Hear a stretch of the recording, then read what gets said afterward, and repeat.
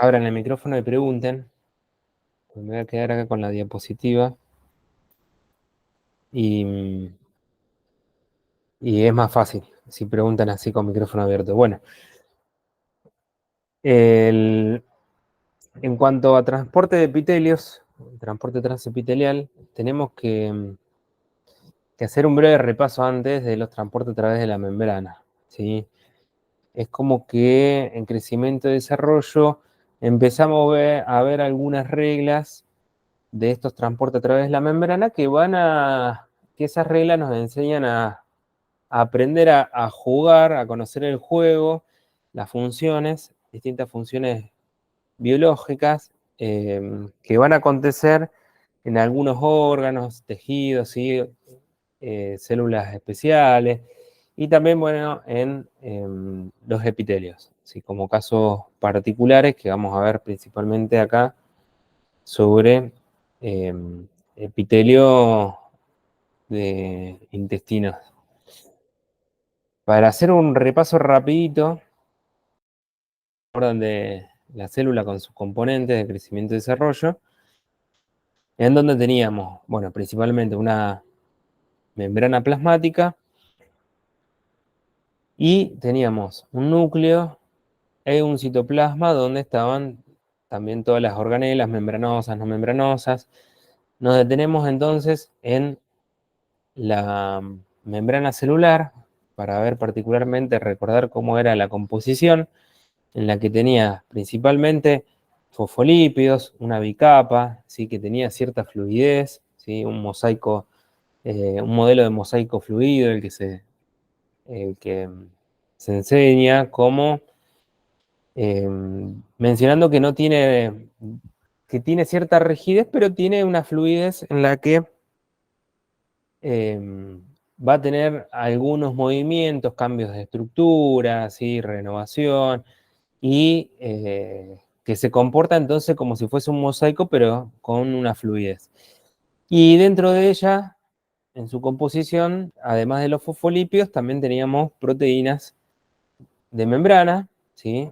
Además de distintos glúcidos que se podían acoplar a proteínas, como glicoproteínas, ¿sí? Funcionalmente, bueno, esto lo repasamos porque tenemos acá como aspecto importante las colas de los fosfolípidos y las cabezas que tenían propiedades distintas y afinidades distintas con respecto al agua, ¿sí? Las cabezas hidrófilas apuntando entonces hacia la sustancia extracelular que tiene contenido de agua y por otro lado hacia el citosol donde también hay alto contenido de agua. Recordamos que somos eh, compuestos por una gran composición de agua. Y por otro lado, las colas hidrófobas, donde apuntaban entre ellas para tratar de estar lo más lejano del agua. Esto, bueno, nos permite a nosotros que algunas sustancias puedan disolverse y atravesar la membrana plasmática con mucha facilidad, las que son de composición lipídica principalmente, y algunas pequeñas y sin carga. Ya cuando son moléculas más grandes o tienen carga o no son de composición lipídica, necesitaban entonces alguna ayuda. Vamos a repasar cuáles eran los mecanismos que teníamos.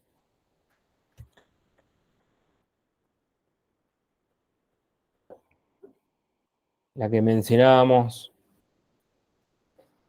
primero, con sustancias pequeñas, sin carga, ¿sí? Que no presentan polaridad o que son de composición lipídica, principalmente van a pasar por difusión simple, sin requerir de alguna ayuda. Cuando necesitan ayuda, decíamos que se tratan de mecanismos de transporte de difusión facilitada, y esa ayuda la pueden dar transportadores o carriers, o también canales iónicos, que tienen una diferencia, ¿sí? Bastantes diferencias, sí son específicos, para cada sustancia que van a transportar, pero presentan algunas diferencias estructurales. y también en cuanto a su función. Y por otro lado, encontramos también bombas y acuoporinas. Bombas en el caso, bueno, de transportes activos, que ahora también lo vamos a desarrollar, que incluye en nutrición dentro de los contenidos. Y las acuaporinas para facilitar el pasaje de agua a través de la membrana.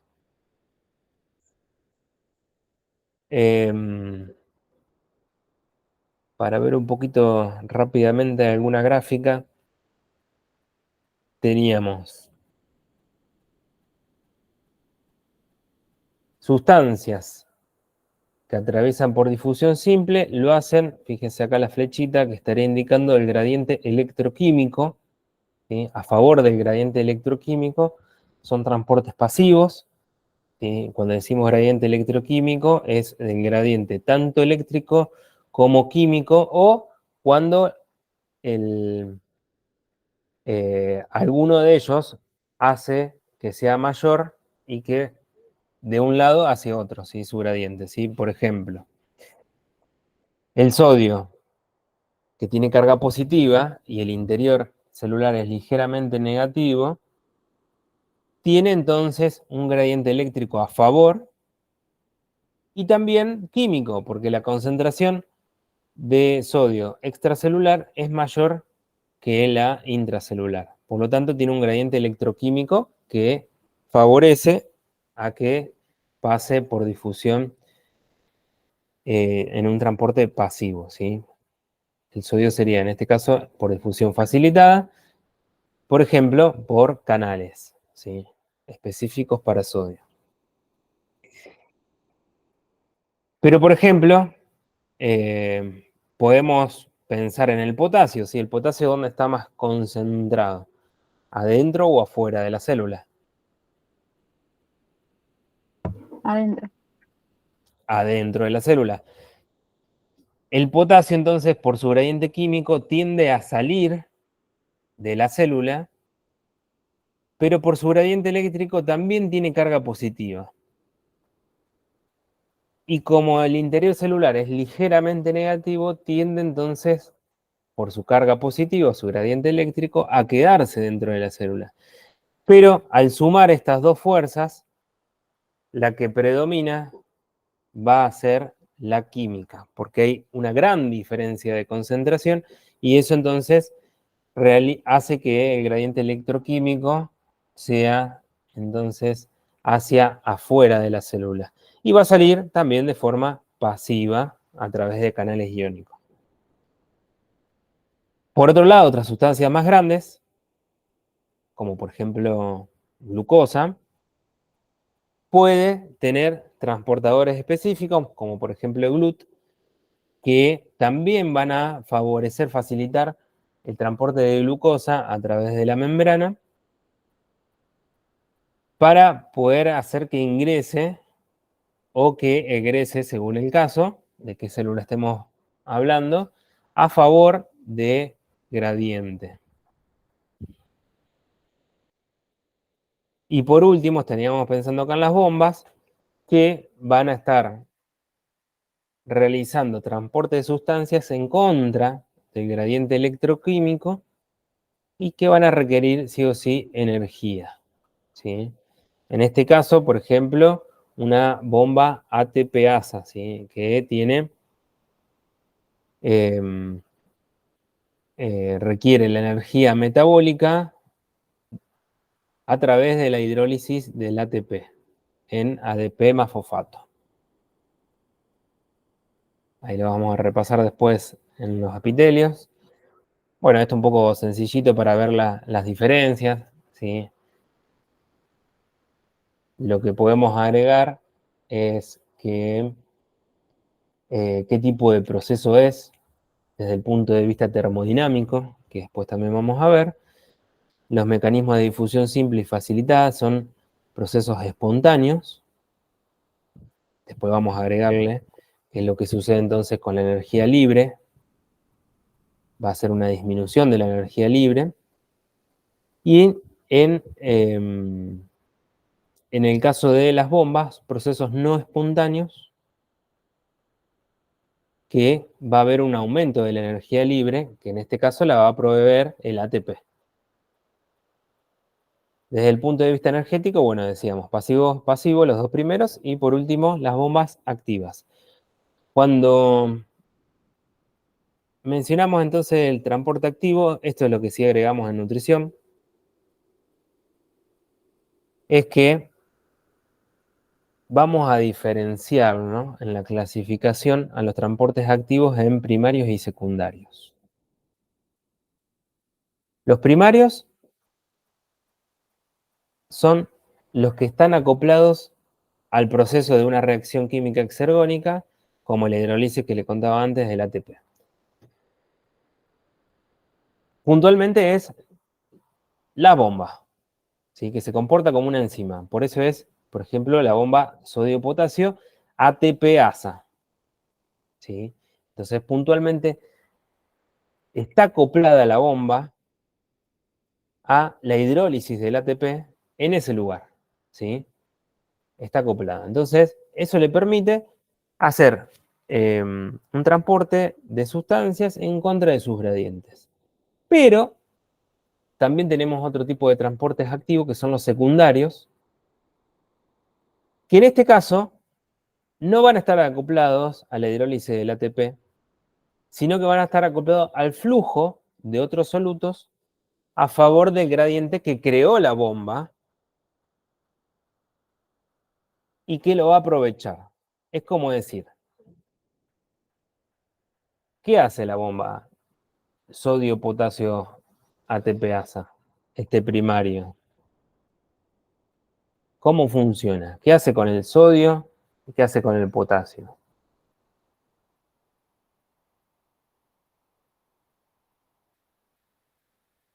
Hace un intercambio. Bien, un intercambio, pero ¿cómo es ese intercambio? ¿Qué hace el sodio? ¿Ingresa, sale? Sale sodio e ingresa potasio. Bien. Va a ser en contra de los gradientes que nosotros mencionábamos antes, entonces va a ir en contra de los gradientes y hacer 3 sodios, 2 potasios, ¿sí? Salen 3 sodios, ingresan 2 potasios. Entonces, está favoreciendo a que se siga generando ese gradiente de sodio, por ejemplo, si pensamos en el sodio. Si saca el sodio, favorece entonces a que ese gradiente electroquímico, que el sodio tiende a entrar en la célula, lo está favoreciendo, lo está regenerando, ¿sí?, lo está manteniendo. ¿El secundario qué va a hacer? Entonces dice, bueno, yo aprovecho lo que hizo el primario y con la entrada de sodio, o sea, con la energía que quedó para poder entrar nuevamente, a favor de gradiente entraría, voy a hacer que una sustancia, por ejemplo, entre también en contra de su gradiente. Aprovecha entonces el gradiente que creó la bomba para hacer ingresar a otra sustancia dentro de la célula en contra del gradiente. En este caso es el cotransporte. O por el contrario, dice, bueno, yo aprovecho que el sodio está por entrar y en este mecanismo de transporte voy a sacar otra sustancia en contra de su gradiente. Y ese es el mecanismo de contratransporte, ¿sí? Se da entonces, por ejemplo, como cotransporte, cuando se acopla en el mismo sentido, ¿sí? Acá está para explicar, esta sería la bomba sodio-potasio. Esto lo que sucede es en la membrana vasolateral de los epitelios de los enterocitos, ¿sí? Estamos hablando de los enterocitos.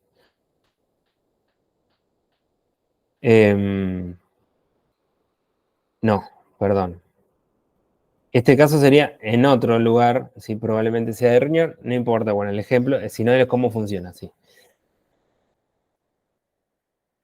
Ahora cuando lo veamos bien, porque la veo torcida, pero bueno, ahora después lo Lo vemos bien con la imagen de los enterocitos. Esto entonces, esta es la bomba que está sacando el sodio, ¿sí? Entonces hace que dentro de la célula quede baja concentración y que se mantenga entonces este gradiente para que el sodio ingrese a la célula. Entonces, el transportador va a decir, bueno, entra el sodio y aprovecho que también entre la glucosa. Y lo puede hacer en contra de su gradiente. ¿Por qué lo haría así? Por ejemplo, si esta es la luz, si acá queda muy poca concentración de sodio, de glucosa, ¿qué va a suceder? Ya no tendría otro transportador de difusión facilitada para poder hacerlo a favor de gradiente. Pero en este caso sí, va a tratar de aprovechar y exprimir al máximo toda la glucosa que está en la luz intestinal para hacerlo ingresar a la célula. ¿Mm? Entonces, esto lo va a terminar haciendo en contra del gradiente de concentración. Entonces, este transportador de cotransporte utilizó el gradiente que había generado el primario para hacer algo, otra sustancia pueda pasar en contra de su gradiente. Y en el otro ejemplo, cuando es contratransporte, sucede todo exactamente lo mismo, pero en ese transportador aprovecha para que otra sustancia pueda salir en contra de su gradiente, ¿sí? De contratransporte.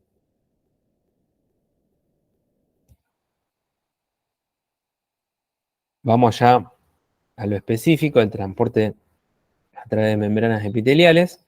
Este es, a ver si agrandamos, ahí está. Este es el ejemplo de la disposición de cómo están los enterocitos. Tenemos, ahora, bueno, por acá estaría entonces la luz,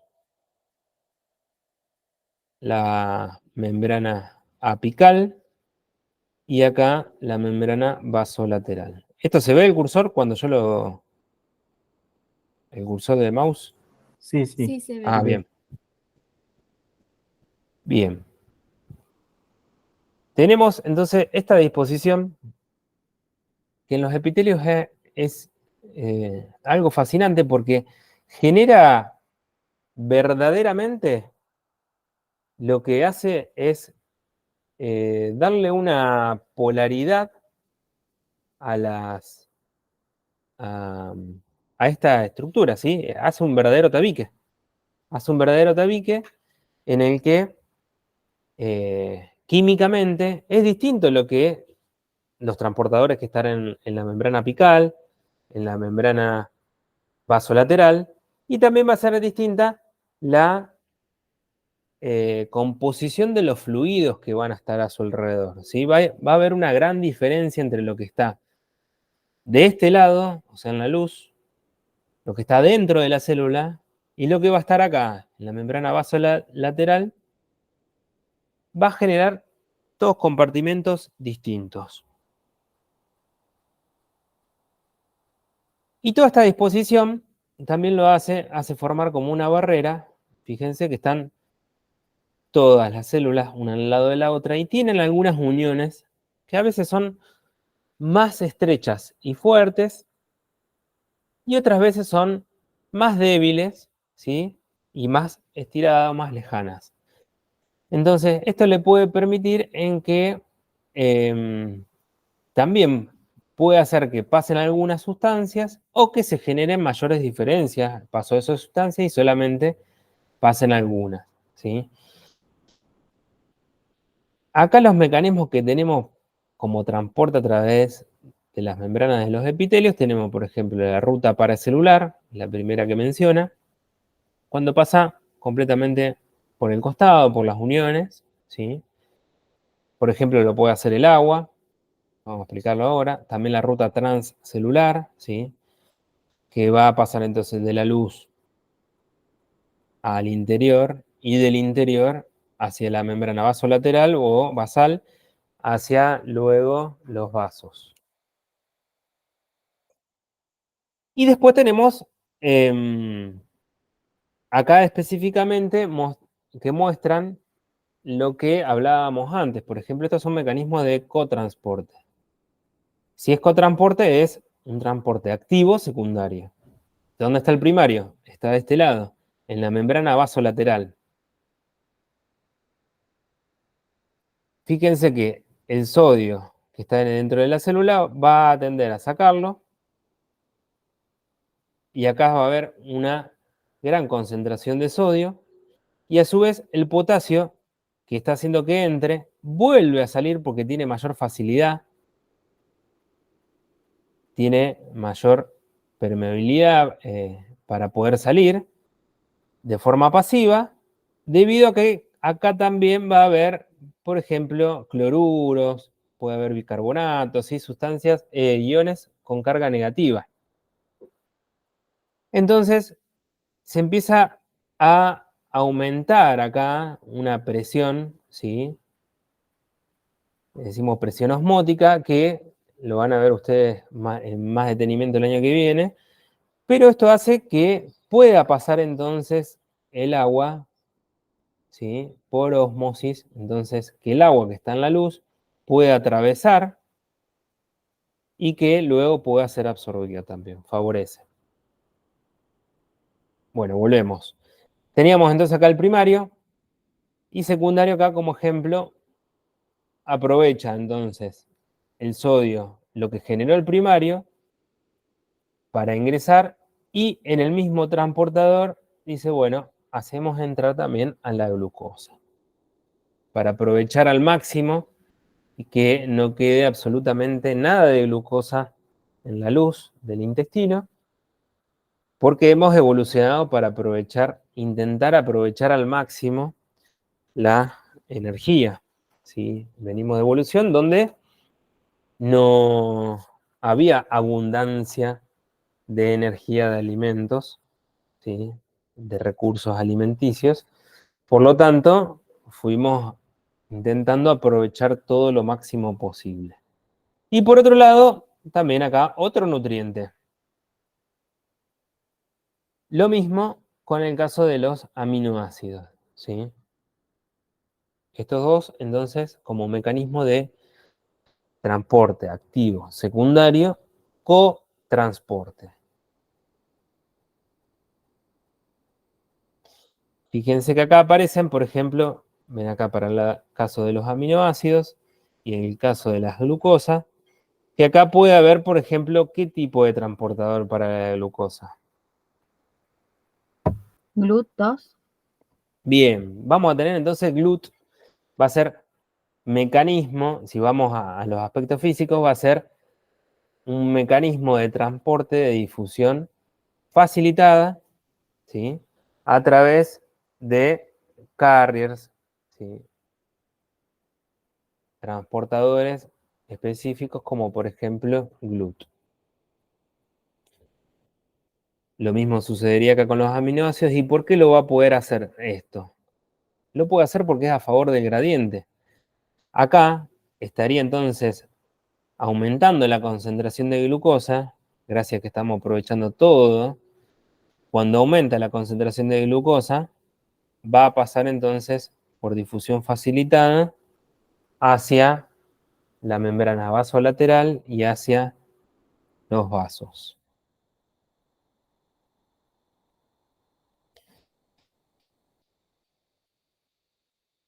Bien.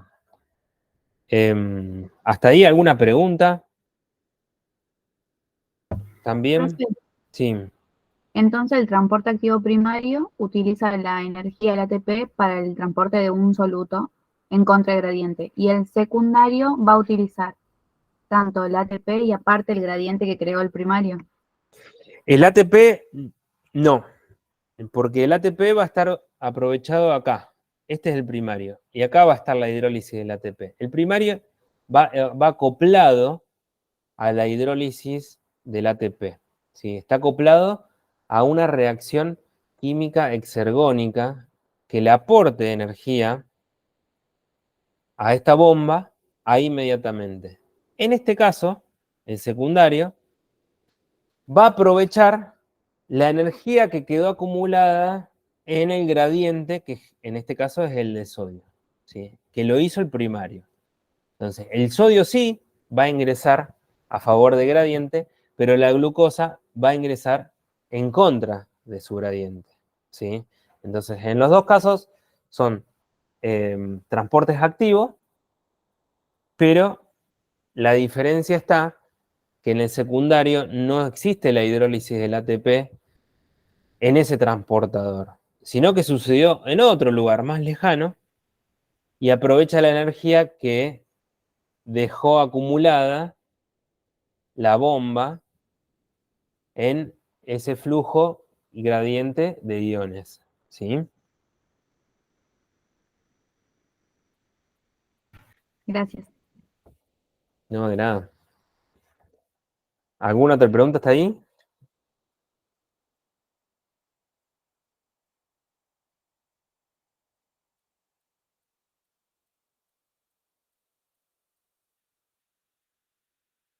Bueno, perfecto. Ven que van utilizando algunas de las reglas un poco más básicas. Se van a ir utilizando en distintos órganos, tejidos y epitelios. Pasamos entonces a termodinámica, que un poquito empezamos a hablar. Profe, ¿esa foto corresponde a intestino delgado solamente, no? Sí, esta, la que justo dejé de compartir, sí.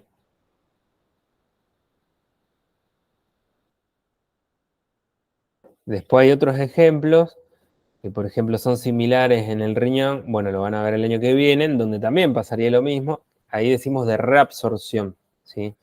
Que no pase de la glucosa a la orina, sino que cuando está por pasar, cuando se filtra, que se pueda reabsorber y volver a la sangre para no perder energía y aprovechar al máximo posible.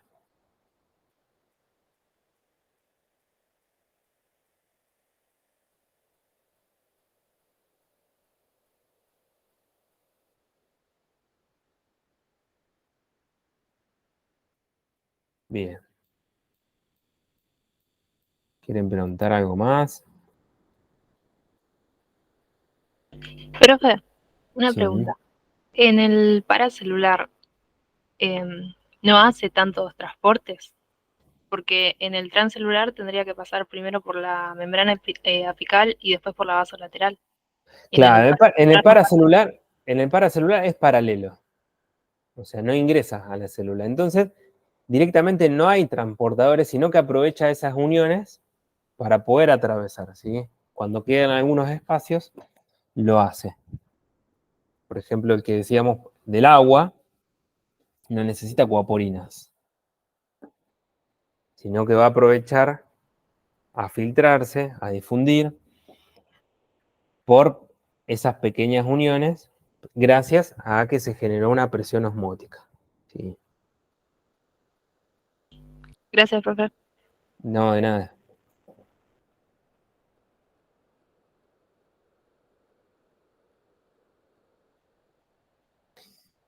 Bueno, seguimos ahora con el tema más difícil, ¿sí? Prestemos mucha atención, pregunten todo lo que tengan que preguntar.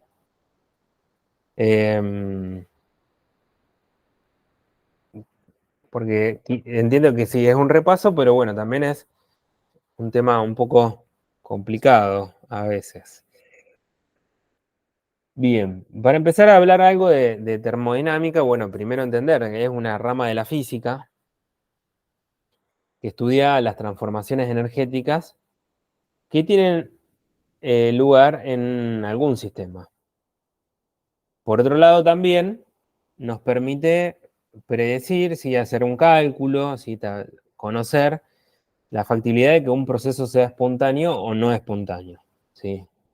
Cómo va a suceder algún proceso.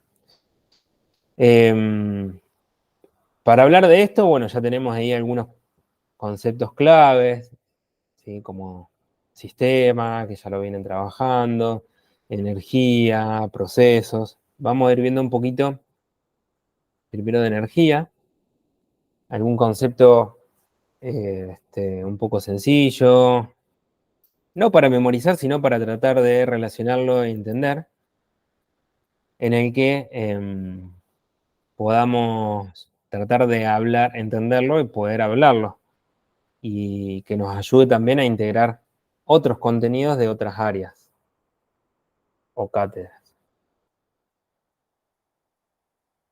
Empieza diciendo que la energía es una magnitud física, o sea que es algo que se puede medir, que se presenta bajo diversas formas. ¿Sí? Hay distintos tipos de energía y están involucrados en todo proceso físico y químico, siempre cuando hay algún proceso, y se van a ir transformando. Se transforma, se conserva y se transmite. Para ir haciendo una pequeña introducción a los principios de la termodinámica. Como para tener una definición cortita, puede ser entenderla como todo aquello que se puede transformar en calor. ¿Sí? Cualquier forma de energía puede transformarse en calor. ¿Sí? Por ejemplo, la energía que tenemos, la energía química que está en los contenidos, ¿sí? Se puede transformar en calor. La energía eléctrica se puede transformar en calor. Bueno, podemos seguir diciendo, absolutamente todas se pueden transformar en calor. Entonces podemos mencionarla o definirla como todo lo que puede transformarse en calor, ¿sí? O por otro lado, también entenderla como a la energía como la capacidad para producir trabajo. ¿Sí? La energía, la capacidad para producir trabajo, entendemos que, como mencionaba antes, por ejemplo, cómo es que el transporte activo secundario puede mover, hacer un flujo de sustancias en contra de un gradiente electroquímico. Si no está la hidrólisis del ATP en ese transportador. Y lo hace porque hay energía. Bueno, ¿y dónde está? Es la energía que había quedado acumulado en el flujo de iones que había generado el transporte activo primario. ¿Sí? Todo se mueve, ¿sí? Por algo. Cualquier trabajo necesita energía. Entonces, podemos definirla como la capacidad para producir trabajo también. Algunas unidades, que ya las tienen recontravistas, kilocalorías, como la más importante. También se puede expresar la energía en ergios o en joules. Tiene sus equivalencias. Pasamos a hablar un poquito sobre sistema, ¿sí? Para repasar brevemente. Cuando decimos de sistema, podemos entenderlo como una porción del universo que va a ser sometida a un estudio. O sea que nosotros vamos a delimitar, a fijar los límites de ese sistema. Y cuando fijamos los límites, entendemos entonces que todo lo que está fuera de ello es el entorno. Todo lo que está fuera del sistema va a ser su entorno. Y la suma de ellos dos siempre nos da como total el universo que estaría absolutamente contemplando a todo. Recuerdan que teníamos sistemas abiertos, cerrados y aislados. Para compararlos un poquito, en esa clasificación lo hacíamos según los intercambios que hacía. Si el sistema abierto intercambiaba materia y energía, si el sistema, si el sistema intercambiaba materia y energía, era un sistema abierto.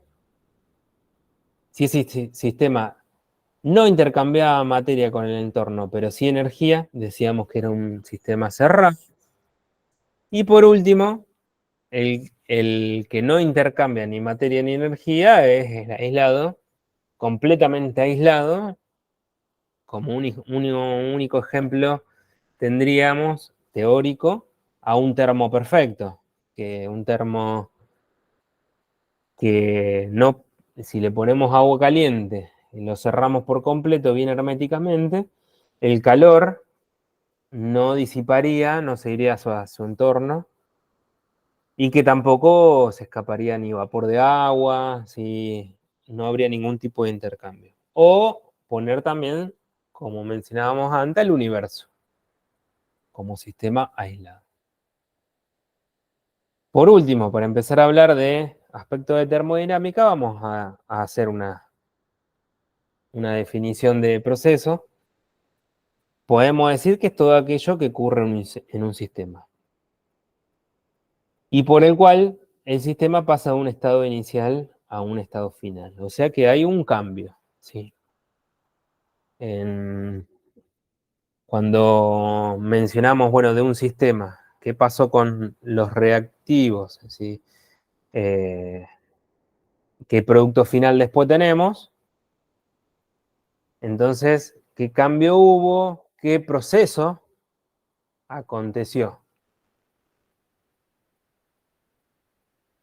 Estos procesos siempre vamos a estar comparando entonces qué es lo que pasó en estado inicial y estado final, cómo quedó, y después también podemos comparar, cuando hablemos sobre la energía interna, qué sucedió con la energía interna en ese sistema.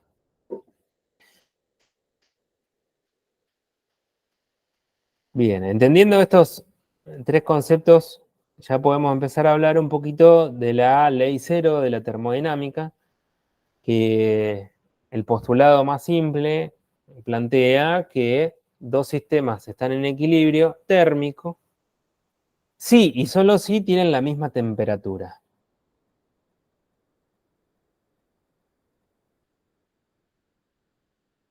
Vamos a hablar entonces de la energía calórica del calor. También, esto para tener algo, no para memorizar, sino para que ahora lo podamos hablar, pregunten y relacionarlo, ¿sí? Como energía calórica o calor, podemos decir que es la energía que fluye entre dos cuerpos de distinta temperatura. Esta es una de las formas de energía que decimos que es en tránsito. La forma de energía en tránsito. Y dice, aumenta, pueden pasar dos cosas, el contenido energético del cuerpo que se calienta y disminuye el contenido energético del que se enfría. Es decir, es la energía que se transfiere de un objeto más caliente, el de mayor energía cinética molecular promedio, a otro más frío, de menor energía cinética molecular promedio, debido a la diferencia de temperatura. Y vamos a detenernos acá un ratito a hablar. Entonces, bueno, decíamos que se podía transferir la energía. Esta es una de las energías en tránsito, ¿sí? Esta energía se debe principalmente al movimiento que tienen las moléculas, ¿sí? Por eso mencioné acá sobre la energía cinética molecular, ¿sí? A los movimientos que van a tener en forma de promedio y que se van a transferir siempre de uno más caliente a otro de menor temperatura. Si nosotros tenemos, por ejemplo, un sistema taza de café con leche, que está caliente, entonces, comparándolo con el entorno, va a tener mayor temperatura que el entorno. Se va a transmitir el calor desde la taza, el sistema taza, hacia el entorno. ¿Sí? Entonces va a tener una pérdida de energía calórica, que eso lo vamos a representar con el signo menos, ¿sí? Pero si fuese al revés, por ejemplo, vamos a poner la pava para calentar el agua para hacer un café. Entonces, desde el entorno al sistema pava, le estaríamos agregando, haciendo una transmisión de calor desde el entorno hacia el sistema. Y esto que recibe, entonces, lo vamos a poner con signo positivo. Se debe a la diferencia de temperatura, sí, siempre. Y acá, pensé que lo había puesto. Bueno, la temperatura no es sinónimo de energía calórica o calor, ¿sí? Sino que es una magnitud que nos permite medir, entonces, algunos promedios de energía cinética molecular. Nos permite medir eso. Si nosotros ponemos, por ejemplo, 1 litro de agua caliente a 100 grados Celsius y al lado tenemos otro envase con 2 litros de agua a 100 grados Celsius, no va a suceder que va a haber un transporte de energía calórica porque están a la misma temperatura, ¿sí? Están en equilibrio térmico. Pero el que tiene 2 litros de agua tiene mayor energía calórica, porque tiene más materia, tiene más energía en ese movimiento de moléculas. Por lo tanto, bueno, sepan que no son sinónimos, pero sí que la temperatura nos permite entonces medir esto, la energía cinética molecular en promedio, ¿sí? No la total.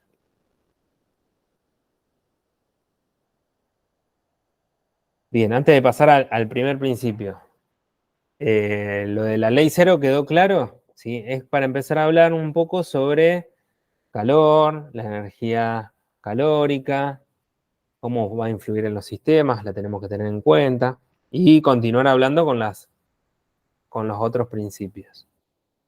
¿Vienen bien? Profe, yo tengo una pregunta. Sí.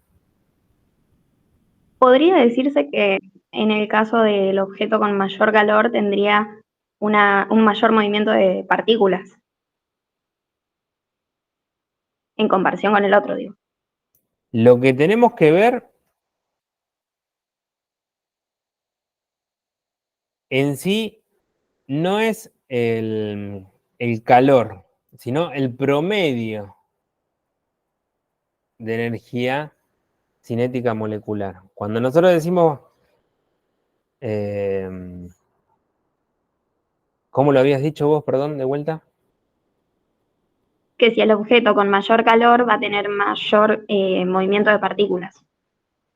Bien, con mayor temperatura, sí. El que está más caliente, sí, va a tener mayor movimiento, lo que decimos movimiento, siempre energía cinética.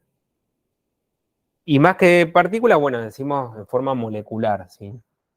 Pero sí, tiene mayor movimiento en las moléculas. Las moléculas van a estar rotando, vibrando, ¿sí? Teniendo muchísimo movimiento. Y las que están más frías, de menor temperatura, van a estar mucho más quietas, ¿sí?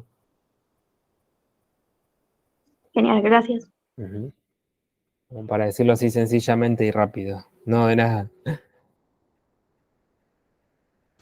Profe, una Sí. pregunta. Entonces, si nos preguntan sobre una definición de temperatura hablando de esta ley, decimos que es una técnica de medición que nos permite medir la energía cinética molecular promedio. Y esa Exactamente. sería- Genial. Sí, Gracias. exactamente. Fíjate, esto saca un promedio de la energía cinética molecular, ¿sí? Tiene en cuenta entonces un promedio, no dice en cuanto a qué cantidad de materia hay o la energía cinética molecular total, sino que se trata de un promedio. Y está perfecto, sí, la temperatura es una magnitud. Es una magnitud física, nos permite entonces medir y gracias a ello, podemos entonces apreciar que la ley cero de la termodinámica nos va a decir que dos cuerpos están en equilibrio entre sí si tienen la misma temperatura, ¿sí? O que si hay diferencia de temperatura, va a pasar del objeto más caliente hacia el más frío.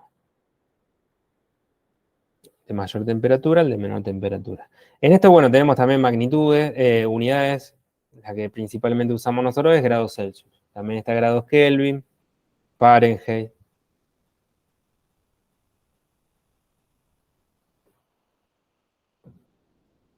Bueno, pasamos al primer principio de la termodinámica, que tenía varios postulados. Este es el que menciona que la energía no puede ser creada ni destruida, solo se transforma. Y acá nos pone ya la fórmula: variación de energía interna igual a cero. Después lo vamos a desarrollar. ¿Sí? No puede ser creada ni destruida. Se transforma. Significa que no podemos hacer energía de la nada, sino que solamente va a haber alguna transformación. Por ejemplo, para mover los vehículos, si hace falta combustible, la energía que está acumulada en esos combustibles va a liberar energía que pueda ser utilizada para el trabajo y mover un vehículo, ¿sí? No es creada de la nada, sino que hay una transformación de distintos tipos de energía y tampoco puede ser destruida.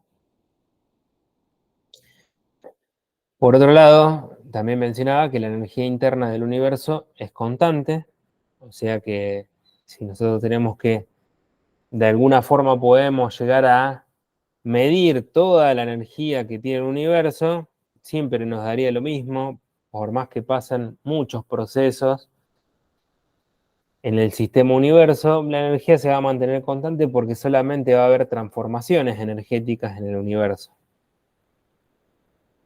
Y acá, por ejemplo, también dice que no existe un sistema abierto o cerrado que realice trabajo perpetuamente sin recibir energía. Un sistema abierto o cerrado va a necesitar entonces energía para poder realizar trabajo, ¿sí? Siempre lo va a necesitar porque si no tiene, en algún momento va a poder realizar alguno de sus trabajos.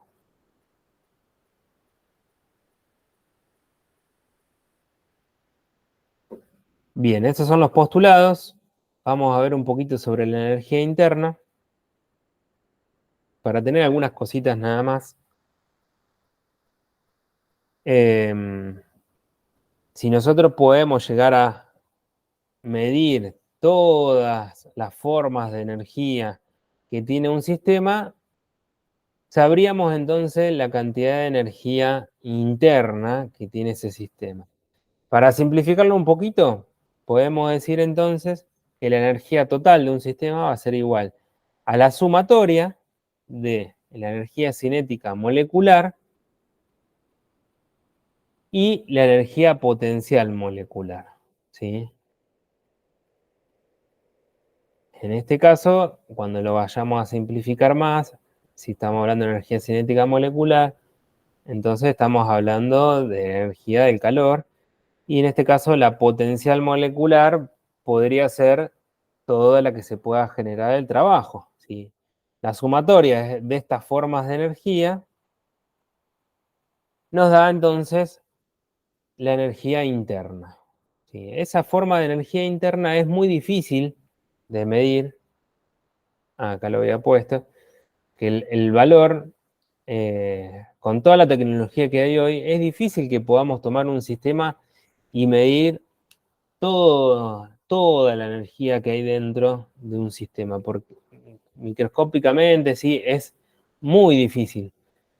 Pero como no podemos hacer eso, lo que sí podemos hacer es calcular qué cambios de energía interna va a haber, ¿sí? Esta variación, el delta, la variación, la diferencia de energía interna, cuando el sistema cambia de estado que no depende de las particularidades del proceso utilizado para efectuar el cambio.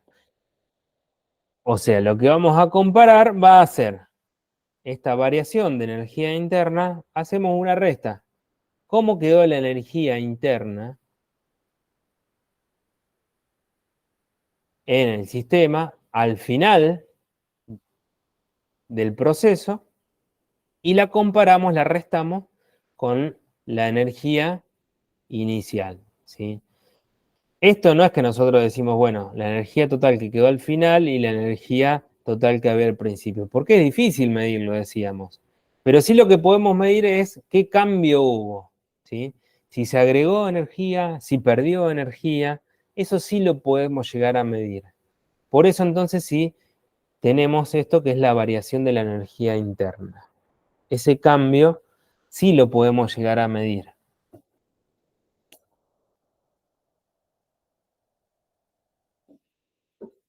Ahí sí tenemos la suficiente tecnología como para conocer qué cambio hubo. Si hubo consumo, ¿sí? Si hubo aporte de energía interna, eso sí lo podemos llegar a medir. Bueno, les adelantaba un poquito que la forma de energía de tránsito era el calor y la otra el trabajo. Estas variables van a tener siempre un signo positivo cuando ingresan al sistema y un signo negativo cuando salen de él. Por ejemplo, el del calor, cuando decíamos, si la taza se va enfriando es porque sale calor desde el sistema hacia el entorno, entonces acá tendría signo negativo. Pero si es al revés, que vamos a calentar una pava y nuestro sistema es la pava, del entorno va a ingresar calor y va a tener un signo positivo. Y lo mismo con la otra energía en tránsito, que es el trabajo, si va a recibir o si va a brindarle energía al entorno, ¿sí? Esta forma de energía de trabajo, o sea, va a provenir, por ejemplo, de energía de presión, química, ¿sí? Eléctrica, distintas formas en las que se puede llegar a ingresar desde el entorno hacia el sistema, o al revés, si es el sistema el que va a hacer un trabajo hacia el entorno, entonces va a tener un signo negativo. Este ejemplo dice sobre un sistema cerrado, porque no hay intercambio de materia. Ven, la variación de la energía interna, tenemos que tener en cuenta las formas de energía en tránsito, que son calor y trabajo.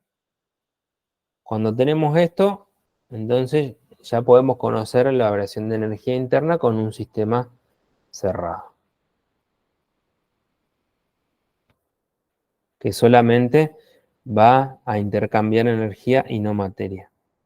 Pero en un sistema abierto, tenemos que incluir la energía de la materia o la energía de los alimentos, ¿sí?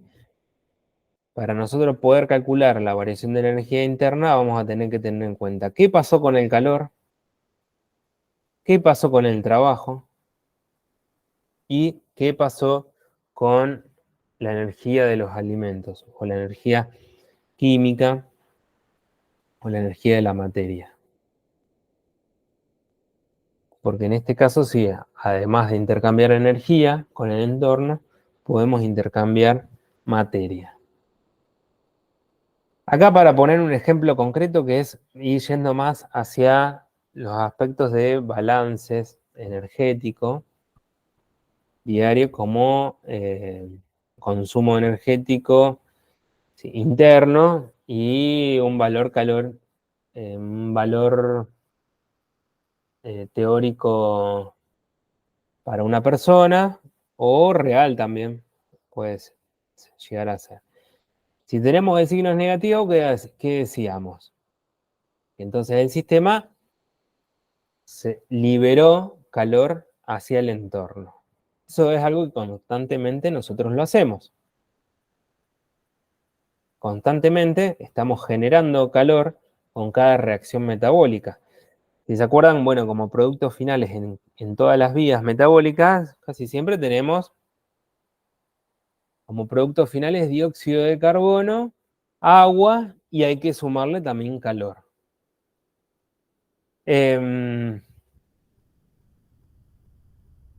Todas estas reacciones oxidativas, bueno, tenemos entonces dióxido de carbono como producto final, dióxido de carbono, agua y calor. Y el calor no lo mantenemos todo en el cuerpo, en nuestro sistema cuerpo, sino que lo liberamos hacia el entorno. Va a tener entonces un signo negativo. Y por otro lado, signo negativo, el trabajo. también todo el trabajo que nosotros vamos a hacer hacia el sistema, ¿sí? Hacia realizar algún trabajo, hacia movernos, desplazarnos hacia algún lado.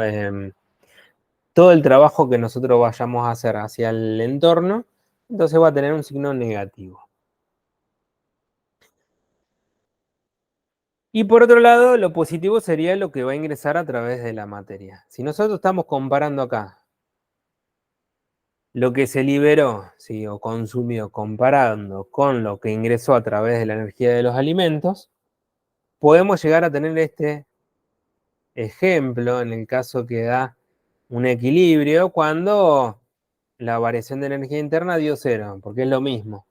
Lo que se consumió y lo que se gastó en el trabajo y el calor que se liberó, el trabajo que se brindó hacia el entorno y el ingreso de energía a través de los alimentos que tuvimos del entorno, entonces el balance fue cero.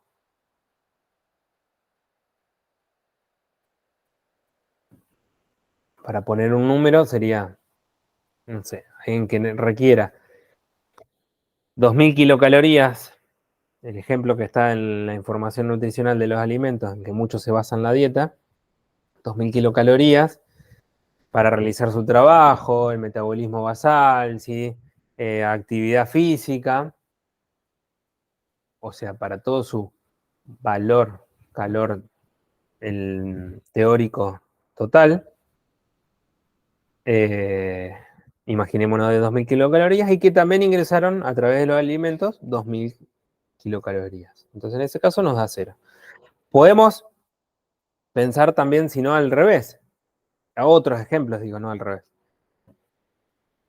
Y si nosotros empezamos el día, no ingerimos nada y gastamos energía, sería el caso de alguien que, por ejemplo, está haciendo una famosa dieta ahora de ayuno, que en algunos casos, bueno, ustedes vieron también en nutrición como trastornos nutricionales la anorexia, o también puede ser bulimia, en el caso que no va a haber un ingreso de alimentos.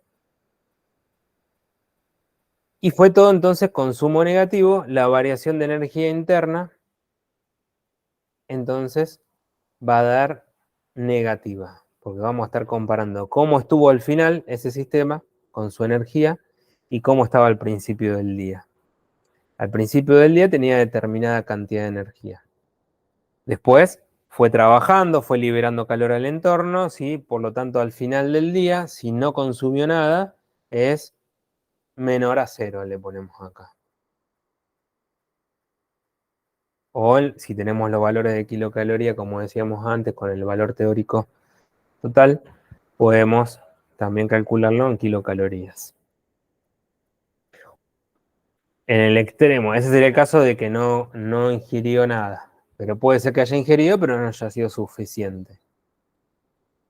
En vez de 2000 kilocalorías, ingirió 1500. Bueno, el balance entonces en la variación de energía interna nos va a dar menos 500 kilocalorías.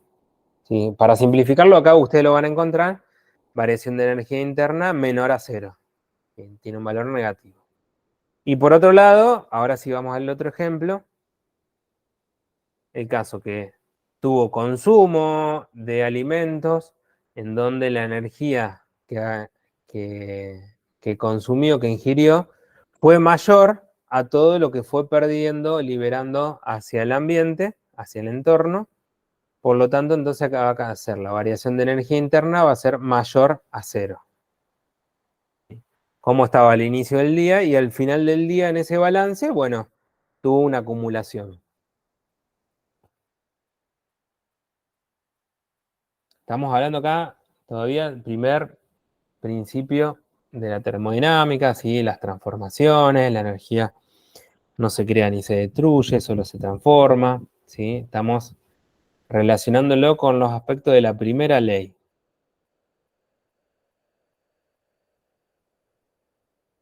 Ah, ya me pasaba, me parecía. Bueno, ¿hasta acá alguna pregunta antes de pasar a la segunda ley? Profe, Sí. yo puedo decir que el primer principio de la termodinámica es la conservación de la energía. Sí, es el postulado de la conservación. Así, Así, como postulado de la conservación. conservación. Lo Ok, puedes. dale, gracias. No, de nada.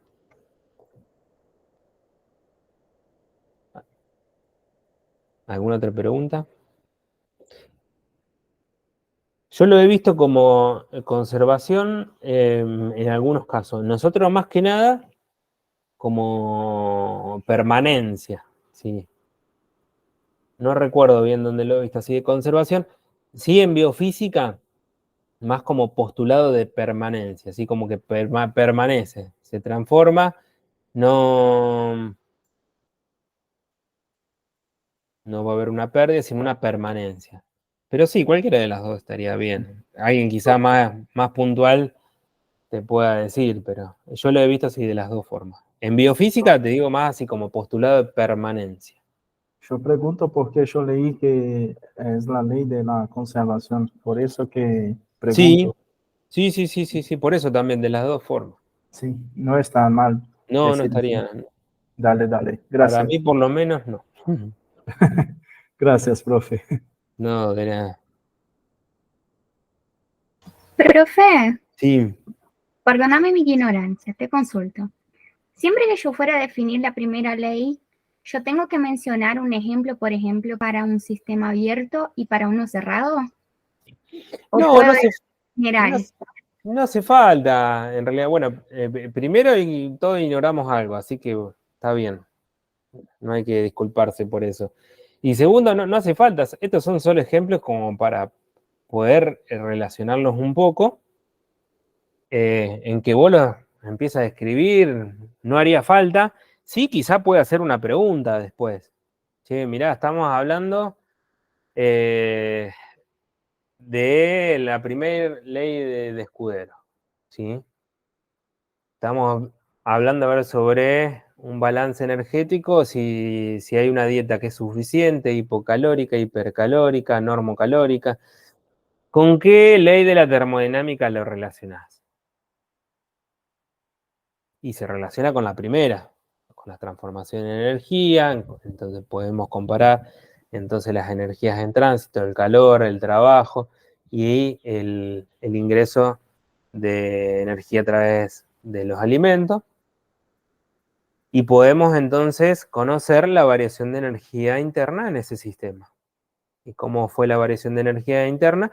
Y comparamos cómo estaba el sistema de esa persona en un principio y al final. Y eso se saca una cuenta. ¿Cómo es la cuenta? Tenemos que nosotros, en teoría, tendríamos que conocer la energía interna total que tenía al principio y al final y hacemos una comparación. Pero como no se hace, entonces decimos, bueno, ¿qué pasó? La resta sería entre el sistema cómo quedó al final y cómo estaba al principio. Si acá tenemos que ponerle una fórmula, ¿sí? Que creo que la puse más acá.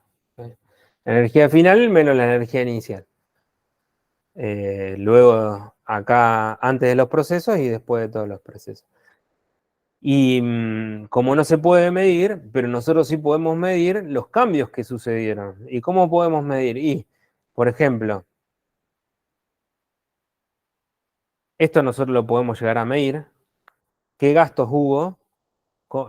La tecnología nos permite a nosotros conocer a través del consumo de oxígeno. Si nosotros a alguien le conectamos un aparato que nos permite saber todo el oxígeno que consumió, podemos entonces calcular esto, ¿sí? Cuánto ha consumido con los trabajos que fue realizando a lo largo del día, tanto trabajo con el entorno como para mantener las estructuras internas de metabolismo basal, funciones básicas, sí, no sé, catabolismo, anabolismo, proteico, etc. Y por otro lado, podemos también tener en cuenta en los cambios que sucedieron en ese día los el ingreso de energía a través de la materia, de los alimentos. ¿Y cómo hacemos eso? Y podemos ir calculando el valor de cada alimento en kilocalorías, lo vamos sumando y al final tenemos entonces cuánto consumió, cuánto agregó de energía a través de los alimentos, y después calculamos cómo nos queda la variación de energía interna. Como para hablar un poco, ¿sí? Las preguntas pueden ser para reflexionar, para relacionar, para que ustedes cuenten también si se animan a contar. Pero te diría, de comienzo no hace falta hablar de ejemplos. Si uno se siente cómodo, sí. Dale, profe. Muchas gracias. Perdóname por la molestia.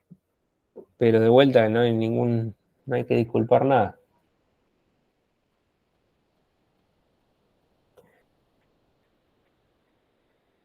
Bueno.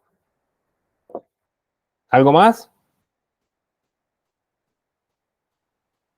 Igual se relacionan. Pasamos, después al final nos quedamos un ratito si hay alguna pregunta.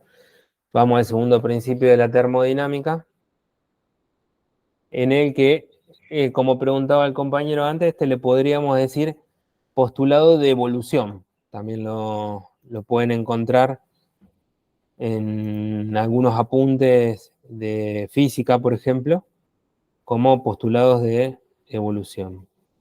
Se me fue.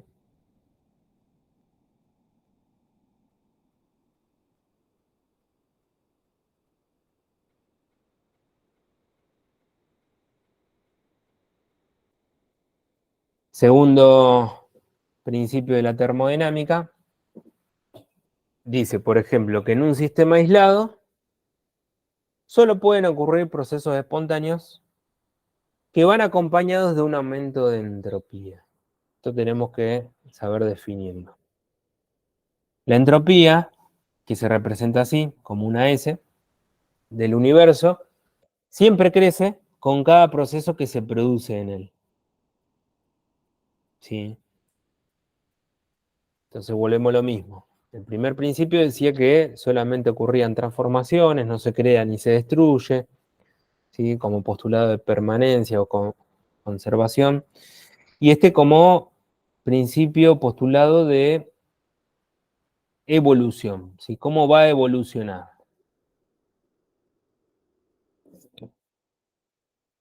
¿A qué se denomina entropía? Entropía es una propiedad que tienen los sistemas, ¿sí? Que está relacionado con el contenido de energía que no puede ser transformada en trabajo. Es una medida del grado de inutilidad de su energía interna. Ojo, cuidado acá, no es una forma de energía la entropía. La energía no es una forma de entropía, ¿sí? Sino que una propiedad del sistema, como decíamos antes, que está relacionado con el contenido de energía inútil. La entropía acá, dice más abajo, mide el grado de desorden del sistema, y cuanto mayor sea el desorden, menor es su capacidad para realizar trabajo. ¿Sí? Acá entonces estamos teniendo algunas definiciones de entropía para tener en cuenta esto. ¿Sí? No es una forma de energía, que es un error bastante común, sino que es una forma que podemos tener para medir en un sistema el grado de energía inútil que tiene su energía interna, ¿sí? Un determinado sistema. A medida que aumenta la entropía, hay menor capacidad para realizar trabajo, porque la energía inútil nosotros la denominamos hacia el calor. Le decimos al calor como forma de energía inútil, que también tiene cierta relatividad. ¿Por qué? Porque, como mencionábamos antes, en la definición de energía, que puede ser transformada en calor, sí, cualquier forma de energía puede ser transformada en calor, pero para transformar calor en otra forma de energía, si bien es posible, no es tan eficiente, ¿sí? Por ejemplo, es algo que nosotros hacemos, ¿sí? termoeléctricas, ¿sí? Que van a partir del calor, van a hacer girar turbinas para producir una transformación de la energía del calor hacia energía eléctrica. O sea que se puede, ¿sí? Pero no hay un gran aprovechamiento, ¿sí? Hay que utilizar muchísimo calor para poder generar una transformación de poca energía eléctrica. Así que bueno, un poco lo que menciona entonces lo de la ley, decía que la energía, la entropía en el universo aumenta. Si lo decimos de otra forma, está aumentando entonces el grado de la energía inútil que tiene como energía interna el universo, ¿sí? Que lo ponía también así como, fíjense, todos los procesos van acompañados de un aumento de entropía. Siempre crece con cada proceso que ocurre en él, ¿sí?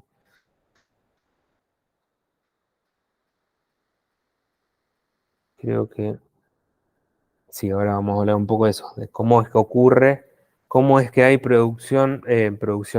transformación hacia calor con cada proceso. Primero hablemos un poco de energía libre. Profe, Sí, ¿puede explicar de nuevo la segunda ley? Porque no me quedó claro el concepto. sí.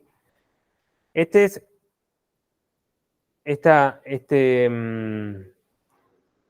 segundo principio tiene algunos de estos postulados.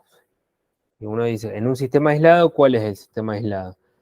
El universo. Si solamente pueden ocurrir procesos espontáneos que van acompañados de un aumento de entropía. Para que ocurran procesos espontáneos, lo que tiene que suceder es que la energía libre, que es la que vamos a definir ahora, va a disminuir en ese sistema. Y va a aumentar la energía entonces inútil, ¿sí? Porque dice que hay un aumento de entropía.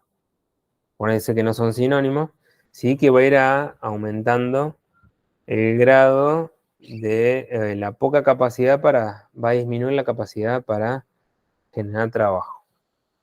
O dicho de otra forma, dice la entropía del universo siempre crece con cada proceso que se produce en él. O sea que cada proceso metabólico, cualquiera que suceda, va a hacer que aumente la entropía del universo. Y decíamos, como entropía,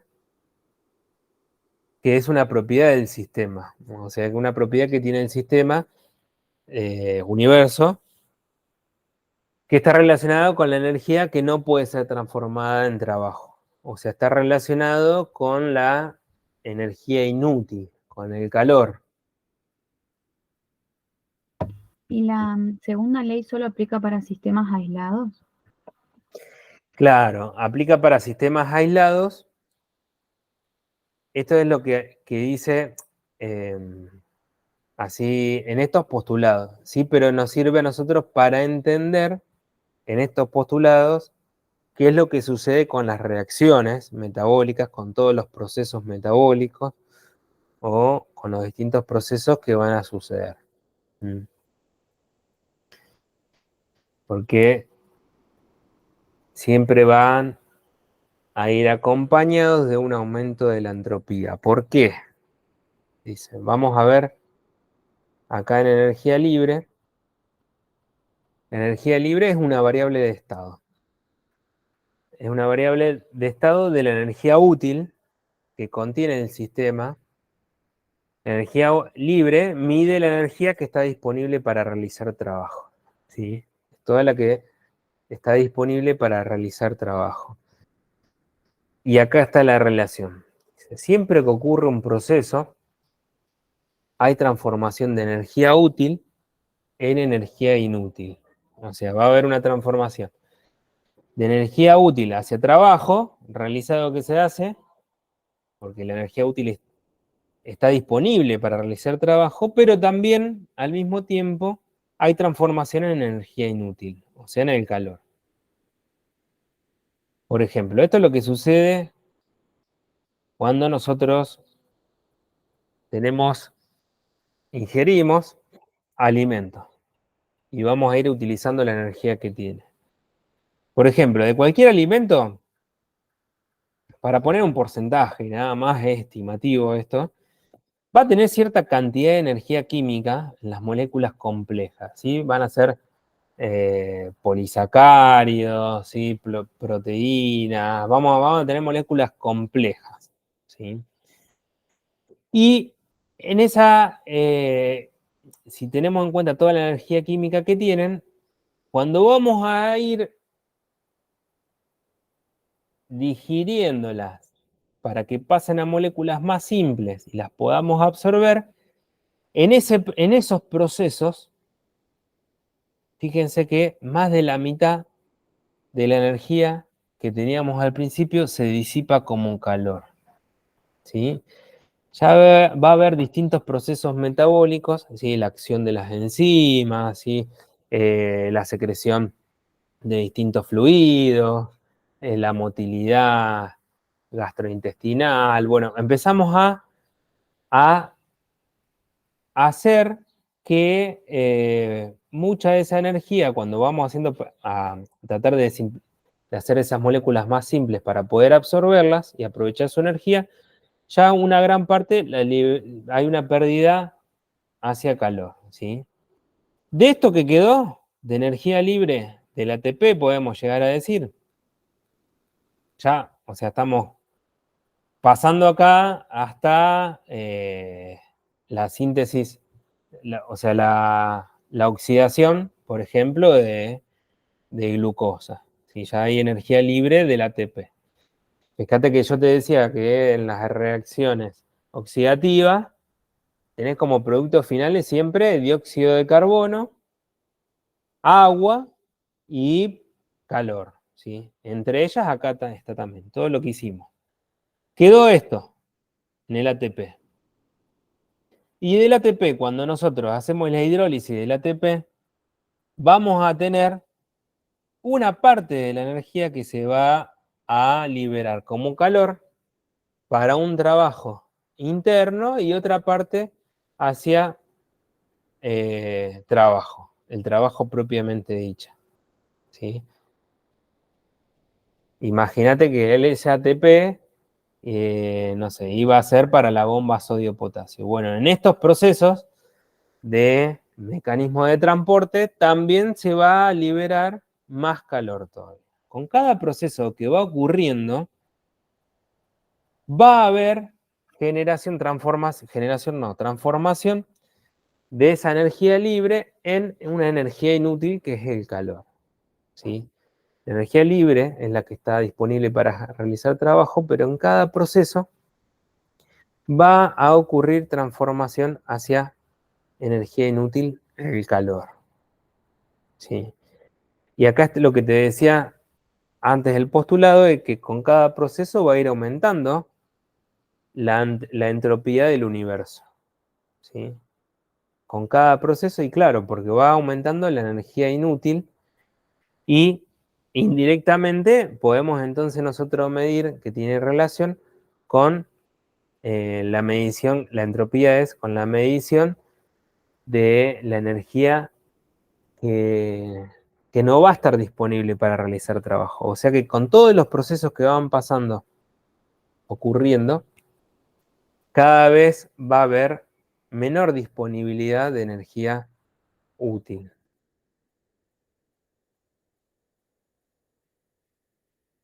Y desde el punto de vista termodinámico, ¿se acuerdan que al principio decíamos que la termodinámica nos permite conocer o predecir, tratar de conocer o adelantarnos qué tipo de procesos van a suceder, si van a suceder procesos espontáneos o no?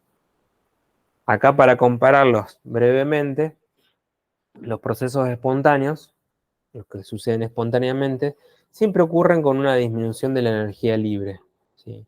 O sea, cuando vemos la variación de energía libre que estaba en el sistema, cuando comparamos la energía final en el sistema y la que estaba inicialmente, el proceso espontáneo ocurrió gracias a la energía que estaba disponible para realizar trabajo. Por lo tanto, la energía libre disminuyó.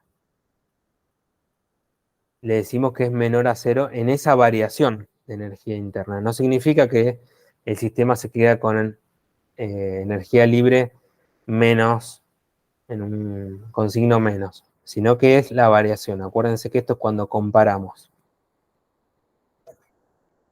cómo quedó el sistema al final y cómo estaba al principio. Y hubo un consumo de esa energía libre, por eso se hizo el proceso espontáneo, y la variación de energía libre es menor a cero. También le decimos reacciones exergónicas que liberan energía. Y por otro lado, los procesos no espontáneos, los que no ocurren espontáneamente, sí o sí requieren que haya un aumento de energía libre. ¿Y de dónde proviene? Proviene del entorno.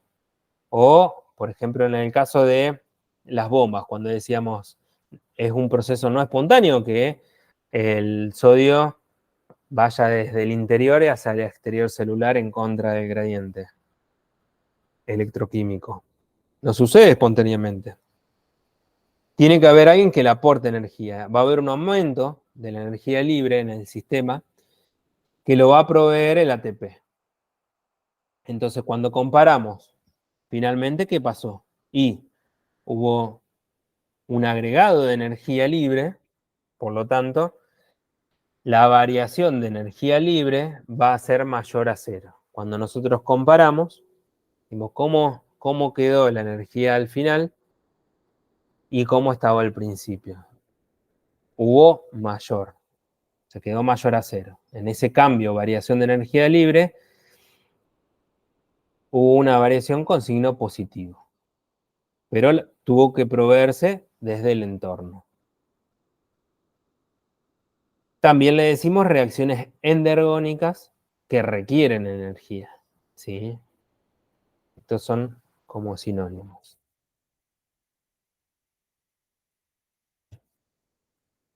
Bueno, eso es un poco sintetizando los aspectos de biofísica, aplicándolos a los contenidos de nutrición. Podemos seguir con algunas preguntas, si a alguien le hicieron preguntas o los trabajaron en el taller de biofísica, podemos también trabajarlos, como por ejemplo hay distintas preguntas que acá se pueden hacer o tratar de integrar, ¿sí? Por ejemplo, una del taller que me acuerdo era cómo podemos nosotros clasificar desde el punto de vista termodinámico a la síntesis de lípidos, ¿sí? ¿Cómo es que se almacenan los lípidos? ¿Cómo lo dirían ustedes, por ejemplo? Así como una pregunta para relacionarla. Si tenemos en cuenta esto que estamos mirando. ¿De qué tipo de proceso se trata? ¿De espontáneo o no espontáneo?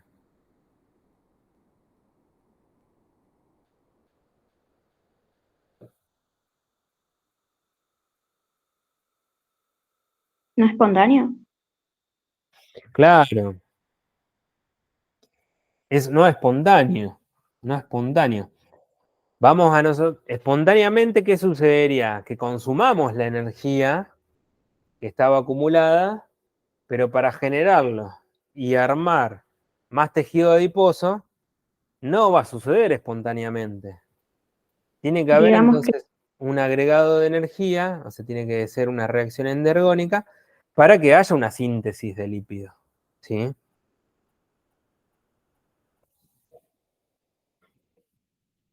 ¿Qué decían? Perdón. digamos, en la lipólisis sería un proceso espontáneo y en la lipogénesis un no espontáneo. Exactamente, exactamente. Entonces, en la lipólisis sí sería entonces un proceso espontáneo, porque la energía libre ya está acumulada y se va a utilizar, va a haber una disminución de esa energía libre y va a hacer una reacción exergónica que libera energía. Eso sí sucede espontáneamente.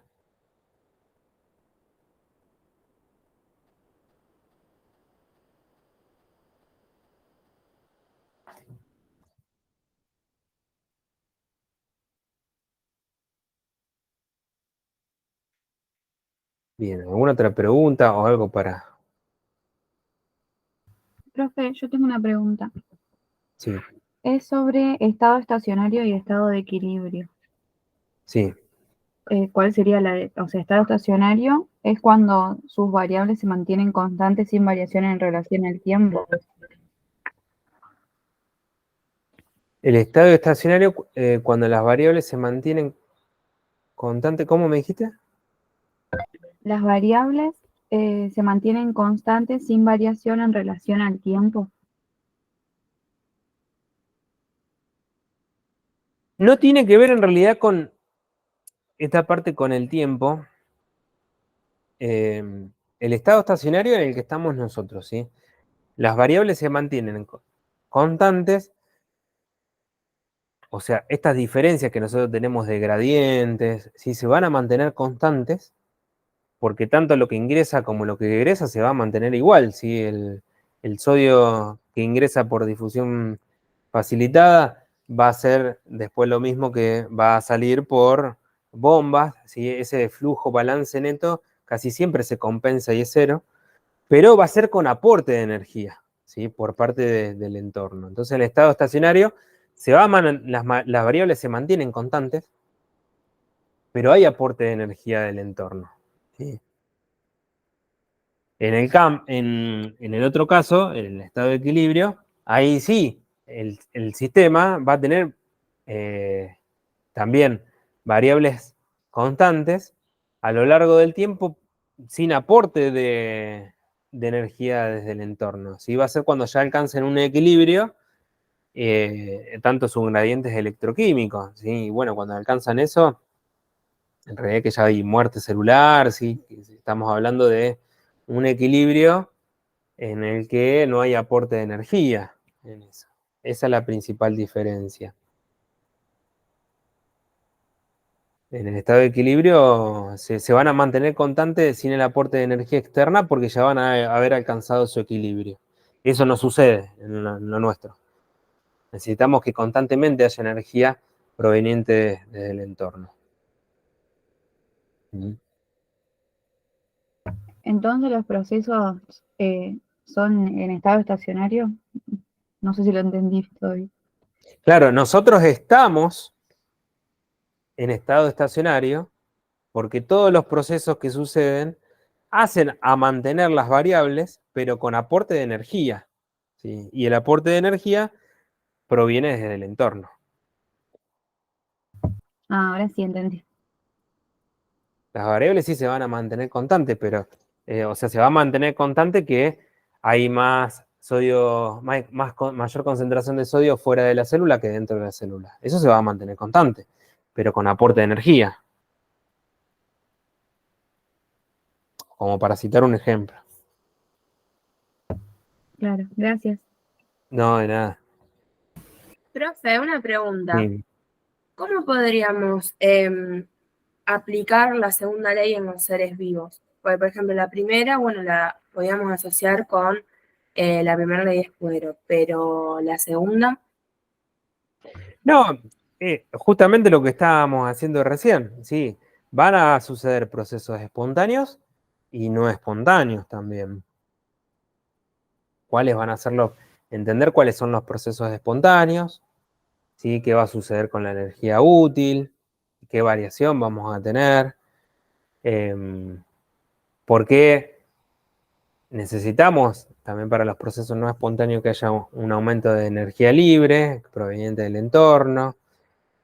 Entonces, ¿cómo lo relacionas ahí? Porque ese aporte proviene en definitiva de la energía de los alimentos, ¿sí? En la primera ley hablaba sobre la permanencia, conservación de la energía, y en este caso la segunda es de la evolución. ¿Cómo van a evolucionar los estados? ¿Sí?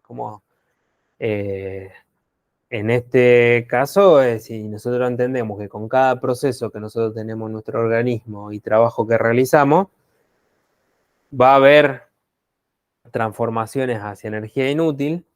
¿Y cómo hacemos nosotros para mantener entonces energía que sí esté útil para el trabajo? Tenemos que seguir alimentándonos. Tenemos que seguir proveyendo desde el entorno energía a través de la materia de los alimentos. por ejemplo, para hablar un poquito, pero se puede hablar un poco más, de otros temas se puede relacionar, sí. Pero con esto es como lo más general. Dale, gracias. No, de nada.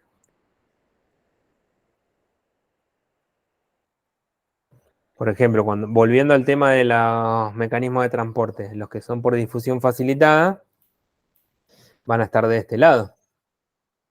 ¿Sí? Los procesos espontáneos que van a suceder espontáneamente. Y los que son las bombas y los transportes activos secundarios suceden de este lado. No espontáneamente suceden. Y así podemos seguir y seguir y no terminar nunca, capaz.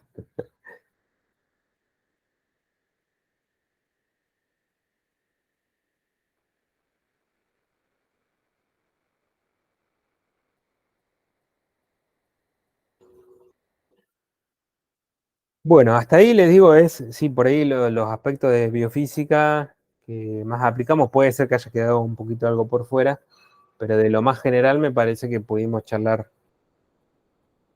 para poder aplicarlos. Sí, repasen esto, mecanismo de transporte activo, primario y secundario, diferenciarlos. Bueno, comprender la complejitud y las diferencias, transporte transepitelial, todo lo que se genera y cómo favorece también a la absorción, los distintos tipos de mecanismos. Y bueno, un breve repaso sobre todo esto, energía, proceso, la transmisión. Bueno, no hablamos de calor sobre transmisión, son tres formas, tres mecanismos, por conducción, por convección o por radiación. No sé si se pregunta tanto en complejidad, que tan difícilmente más profundo, pero bueno, sepan que esa es la forma de que se van a transmitir cuando hablábamos de la ley cero, cómo es que pasan de un objeto más caliente hacia otro que está más frío. ¿Sí? Va a ser por conducción cuando están en contacto, por convección cuando son corrientes de aire o también corrientes de agua, y corrientes de fluidos que van a ir transmitiendo calor, o por radiación, por ejemplo, por el sol, ¿no? Como es que nos calienta en la Tierra, todo el planeta, nosotros, y cómo nos brinda. O también, por ejemplo, estufas radiantes, ¿sí? Existen esos tres tipos de mecanismos.